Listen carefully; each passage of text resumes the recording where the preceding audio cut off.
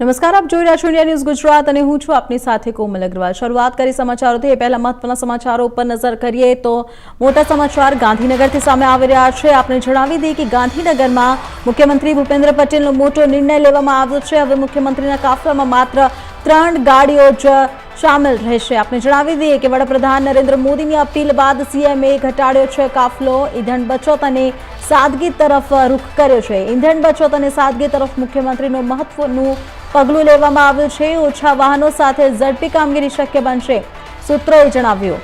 તો મોટા સમાચાર ગાંધીનગરથી સામે આવી રહ્યા છે। આપને જણાવી દઈએ કે ગાંધીનગરમાં મુખ્યમંત્રી ભૂપેન્દ્ર પટેલનો મોટો નિર્ણય લેવામાં આવ્યો છે। હવે મુખ્યમંત્રીના કાફલામાં માત્ર 3 ગાડીઓ જ શામેલ રહેશે। પીએમ મોદીના અપીલ બાદ મુખ્યમંત્રીએ આ કાફલોમાં ઘટાડો કર્યો છે। ઈંધણ બચત અને સાદગી તરફ મુખ્યમંત્રીનું મહત્વપૂર્ણ પગલું લેવામાં આવ્યું છે। ઓછા વાહનો સાથે ઝડપી કામગીરી શક્ય બનશે, સૂત્રોએ જણાવ્યું।